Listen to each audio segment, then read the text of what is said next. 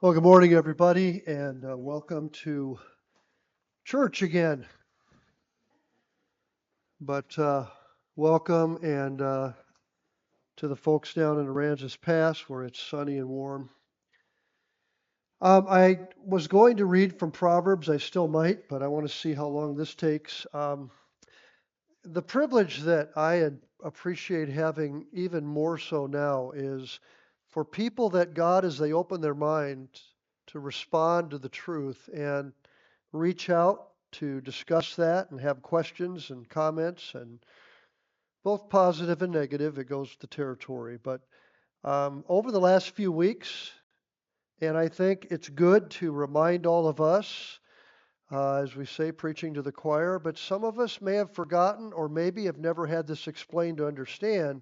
But let's go back to Leviticus chapter 23. We just finished the Feast of Trumpets on Thursday for this year. But I want you to notice in Leviticus chapter 23, verse 1, the Lord spoke unto Moses, saying, Speak unto the children of Israel. Why do you speak to someone? So they can hear you. You can have unspoken, but if you speak and they don't have hearing impairment too much, they can usually hear you or read your lips. And say unto them, and this is what I want you to notice, concerning the feasts of the Lord. We just had a feast of the Lord on Thursday. We will have another one next Saturday, but you know what? We have one today. Which you shall proclaim to be holy. I want you to listen to this, folks, and this is for some of the new people, but frankly for a lot of us old timers that may have forgotten. To be holy convocations, an assembly together where God has said, I am telling you, you need to be worshiping together. And only God can make something holy. Man can't.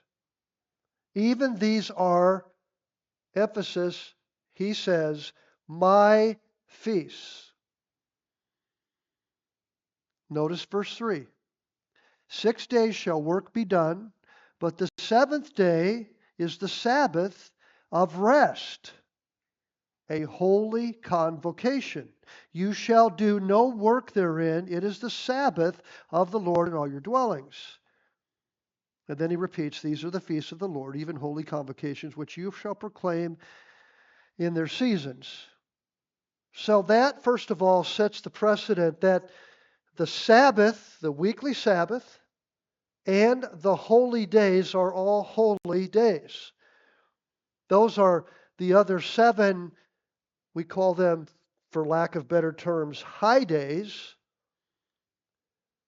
But it's important to understand what God said to ancient Israel here. It also was in the New Testament. Now let's go back to Genesis chapter 2 and verse 1. And I want you to notice what our Father and His Son, because there's confusion on that too sometimes.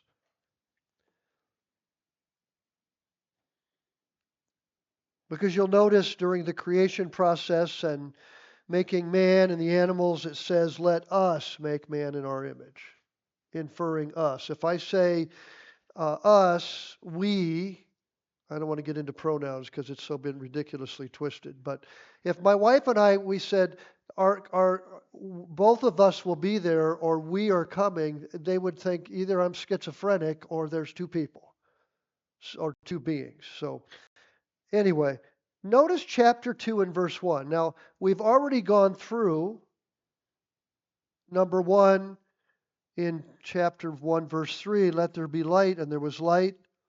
And then the midst of the waters, divide the water from the waters, number 2 in verse 6. 3, the dry land appeared in verse 9. Lights from the day and the sun and the seasons and the years, 4 in verse 14. Verse 19, the 4th day and the 5th day created whales and every living creature. The 6th day, all the land creatures. So then what happened on the 7th day? Thus the heavens and the earth were finished, and all the host of them. And on the 7th day, God ended his work. Now, You have to remember, God's God and we're not. Not yet. Like Him. We will be like Him at some point, but we are in that process. And on the seventh day, God ended His works which He made, and He rested. The Greek word there and the Hebrew, same word. Shabbath. On the seventh day from all the work which He had made. And God blessed the Sabbath. There's two verbs here. The first verb, blessed, means to bow down on our knees to worship the seventh day, and He sanctified it. He set it apart for holy use, because that in it He had rested from all His work which God created and made. Okay, so here we have an example. God doesn't get tired. Isaiah chapter 40, verse 28, He doesn't get tired. This was for man, and later Christ said the Sabbath was for man, not man for the Sabbath. So we're seeing a precedent here. You have all the feasts of the Lord, the Sabbath and the holy days. Okay? And then you have where God said He ceased from doing everything and He created something that we bow down to worship by blessing it, and He sanctified it. He set it apart for a specific purpose for man. And now I want to go to Isaiah 58, and I think you know where I'm going with this. But I think it's important to refresh our minds on this. In Isaiah chapter 58, I will skip the first verse where it says, cry aloud, spare not, lift up your voice like a trumpet and show my people their transgressions in the house of Jacob. That's how he starts the chapter. So he's trying to get our attention, all of us. And he talks about your fasting when it's not appropriate, and that's another interesting topic. We'll talk about that. And he goes through, but when we start in verse 13, here's what I want us to notice. And I can relate to this having knee surgery recently where they keep saying, quit turning your foot out, straighten it. That's the physical therapists are frustrated because the surgery did something to where now my foot points to the 10 degrees to the right a little bit, and it happens. They say, purposely think about keeping it straight. He said, if you turn away your foot from the Sabbath, from doing your own pleasure on my holy day. Okay, so remember what we just set a precedent. Thursday, the Feast of Trumpets, and the Day of Atonement, which happens to fall on a Saturday, not always, but you have holy days, but today's a holy day. It's a feast of the Lord, the first one mentioned. And call the Sabbath a delight. I'm going to pick on Victoria because I can, because she's here, and I'm so grateful to see her. Victoria posts a lot of things on her Facebook page about the Sabbath, more than any person I've ever seen. And God bless her for that she has the forthrightness and lack of timidity to do that. And call the Sabbath a delight and holy of the Lord, set apart, sanctified, and blessed, honorable, and you shall honor Him, not doing your own ways or finding your own pleasure or speaking your own words. Then shall you delight yourself in the Lord. And I will cause you to ride upon the high places of the earth, feed you with the heritage of Jacob your father, for the mouth of the Lord has spoken that. Okay, so that's the next thing. So what am I getting at? Several have asked, and I'm not going to get into all the Pharisaical do's and don'ts, because we all have different ones for each one of us. You can't do this, you can't do that, you can't do this, you can't do that. And we get all over the place, and that's our personal preference, how we understand that. But the basic premise that I want to talk about is this. The Sabbath and the holy days, and you may never have heard this, some of you. You may have been in the church a long time and never heard this. You just sort of picked it up by watching and listening and talking to other brethren. But sadly, it has not been discussed, and that is the Sabbath is not a normal day. And here's some things you don't want to do on the Sabbath. Seek your own pleasure. Now that gets very subjective. And I don't want to get into all the nuances of that, except to say you need to ask yourself, if what I'm doing today that's really pleasurable, do I have 6 other days I could do it and focus on my relationship with my Father and His Son and fellowshipping and studying? Yes, you can rest some more. I'm not saying that, especially if you're exhausted. And this all has certain things sometimes that are exceptions. And I don't want to get into all that. If you're sicker than a dog, and you, for the first time in 6 months, have the opportunity to go for a ride somewhere and go look at something, the water or the beach, you have those, you never go to the beach no matter what. Well, if you've been sicker than a dog and it's your first chance to go sit, I'm not saying you go play water hockey or whatever they do or take a cruise, but then I'm not going to get into that either. But the point is, what are you doing on the Sabbath that's your own pleasure or having a relationship with God? That's the first thing. The second thing, it is just not a normal other day. So, and this is not pointed at anyone, but in general, because I watch this happening more and more, it's not a day to go shopping for groceries all week. It's not a day to go get the oil changed on your car. It's not a day to have people come over and say, oh, we're going to give you an estimate to do your roof or landscaping or look at the car you have for sale. It's not a day that when your neighbors say, we're all going to come over and play bridge or dominoes. And you got the biggest house, so we'll see you Saturday. And so here's where it enters in that's difficult. So we have the opportunity to make the Sabbath a delight, follow what God says to do, but here's what I see happening. All kinds of things. People will not drive to church for 30 minutes, but they'll go 2 hours to see a new movie or an amusement park. And I was talking to someone who's up in North Carolina that their world's upside down right now. And I'll mention this later, but we have sent assistance to help them. The church has, us, CGM, and others as we're able. And so she said, our world's upside down, but you know what this did to me, Mr. H? And I said, what's that? She said, it's put everything back in perspective for me of what's important, especially the Sabbath. Isn't that interesting? So when life's going along like it should, and it says, I will cause you to ride upon the high places of the earth. What's that? All right, for Lamar and Victoria, they can go down and sit and put their toes in the sand at the beach and, take that in. For somebody else that may be able to go at a park somewhere and just look and watch the flowers and the trees and the birds and the squirrels. Okay? Or it may be that you feel good. We can all relate to that because every one of us here, except, all of us here, have some health ailment that just takes us a little bit off where we could really be, woohoo, right? We do. And part of that's because we're older.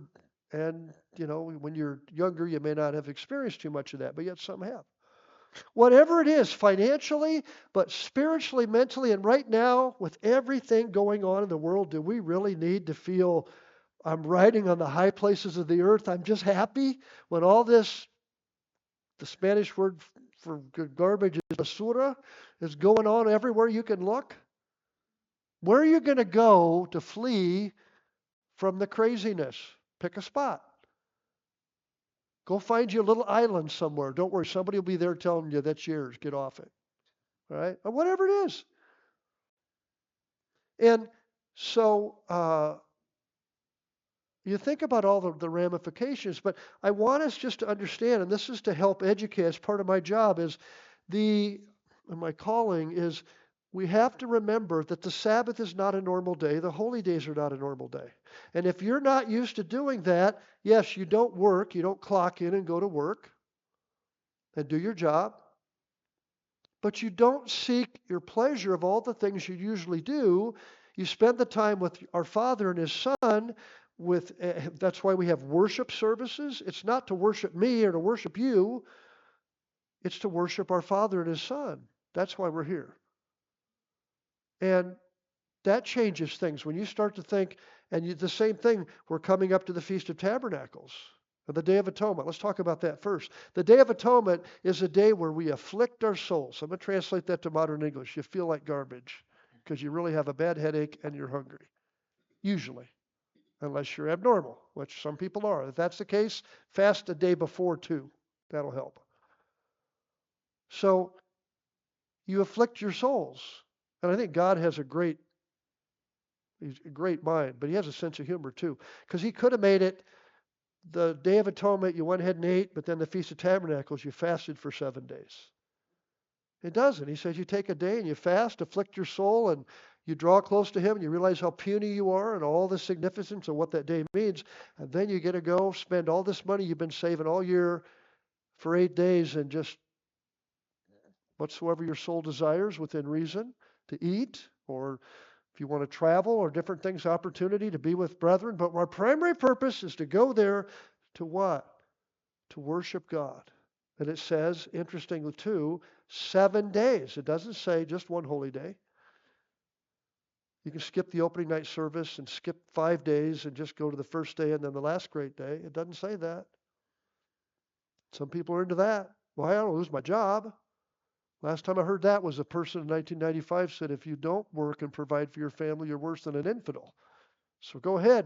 You do whatever you want. And you have Proverbs 3:5.172, which is what? Trust in the Lord with all your heart if you feel like it. In all your ways acknowledge him if it works for you. And if you do that, then, well, he might direct your paths. That's the Revised Slandered Version. But so you start thinking about this, and so this is what I've mentioned before. My entire life, and you're going to say, here we go, here goes the dinosaur again. But my entire life, first day of the week started for us was Sunday. And the middle of the week is Tuesday. Because you have Sunday, Monday, there's Tuesday, Wednesday, Thursday, and then you have the Sabbath, which is the seventh day. So it's a different day. So in between those others is Tuesday. Then you have Sunday, which is the first day of the week. And if you wrap your head like that, you know what starts to happen? You think, and the guy says, well, the only day I've got open in the next 2 weeks is Saturday. You say, sorry, no can do. Well, we're going to come fix your sprinklers on Saturday. No. Well, what's the problem? And then you have to say, well, because it's my Sabbath that I obey God, and I don't want you doing it. And they may say, fine, find somebody else. Okay. Maybe that's God directing, helping you get the right person. I don't know. But you have to make a conscious decision. And so you say, the car dealership says, okay, we've got an appointment scheduled you for Saturday. Oh, okay. And you go. No, you don't go. You say, no, another day. Well, we don't have an opening for 2 weeks. Well, then I'll wait. Or, I think I'm going to sit down and pay some bills and balance my checkbook. Not on the Sabbath.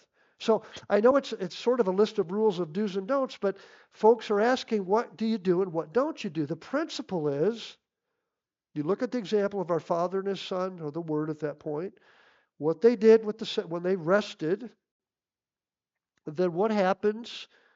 In Isaiah, he says, this is after a whole chapter of really getting into some nuts and bolts on what you can and can't and shouldn't do. He says, here's how you, and then Christ said what? He carried it further too. He said to the Pharisees, get away from all your little rules and regulations and make the law honorable and understand the greater ramifications. So when he healed on the Sabbath, they took exception to that. And God said, I'm the Lord of the Sabbath. Right? Christ said that. And that's interesting for those that believe, and this is not meant to be mean or picky or judgmental, but those that believe that the God of the Old Testament the entire time was God the Father. Well, there's a little breakdown there when Christ in the New Testament said, I'm the Lord of the Sabbath. So how do you rationalize that one and say, well, if that was the Father, then wouldn't he say the Father is the Lord of the Sabbath? Just something to think about. So, the folks are in different things, and that's a whole other topic, and I eventually will talk about it. I just got to figure out how without offending everybody in the world. But so I wanted to bring that up about the Sabbath because I think that'll be helpful. If you have questions, ask anybody here or call. You can ask my wife or me.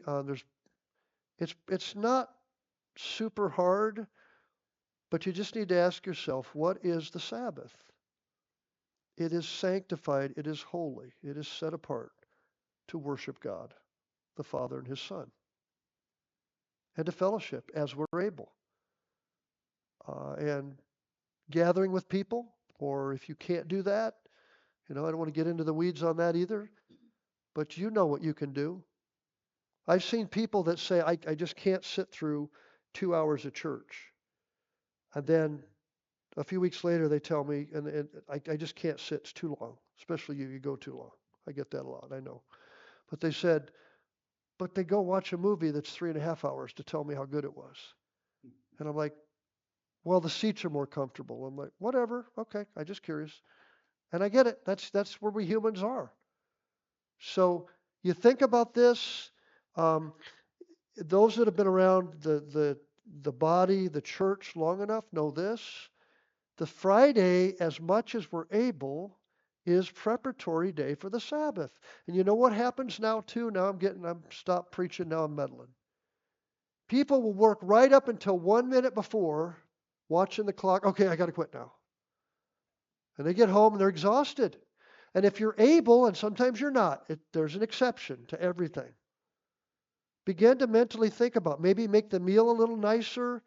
My wife does a couple things every Sabbath evening just about. She will light a little candle and she has a small glass of wine, which she doesn't do all the other days. And so it's like, you think about it. Maybe turn on some soft music. And this gets in too as well. And now I'm going to get in trouble, I know, because there's enough out here. What is done now? If you go out every Friday night to eat, think about that. It's not a sin to eat out on the Sabbath. That's another hot potato right now. But Friday night, if you go out to say have a big shada, are you able to reflect and focus on what just started here? And there are exceptions. So the thing is, you get in the mode, you start to think about what would God appreciate me doing with my relationship with Him on the Sabbath. I'm going to mention this during the feast too. During the feast, we have more time than the rest of the week when we're home. We should. If you're serving that much, then you're too busy. But you should have more time to open this, read it, spend some extra time in prayer, maybe husbands and wives together with your children. Take some time. Don't just, I got my message at church, now it's off to do everything I want to do. And you think the purpose of the feast, and this ties in with the Sabbath, is what? We're going there to learn to fear the Lord our God always. And secondly, to rejoice. And how do you rejoice? Do you know how Christ said we rejoice truly? Yes, there's physical things we can enjoy, and that's great. Not sin. But the focus in our relationship with Him. And this. And I will tell you this as a minister, the feast gets very busy, but I have to purposely say, okay, before I leave this hotel this morning, I'm going to read for 10 minutes this. Someone said, you're late today. And I'm like, yeah, a little bit, sorry. Okay. I didn't want to say, well, you know why? Because I woke up late, I was tired, but I have to get that in every day. And so you can set up, I'm going to do this, or I'm going to take time with my wife or my husband, if you have one, and we're going to kneel down and pray before we go to services. Right? And if you don't, take the time with God before you go to be with God, because He's there, and say the Sabbath, the days of the feast, the holy days. This puts it all, I think, in a perspective that will be helpful. And so hopefully this is helpful.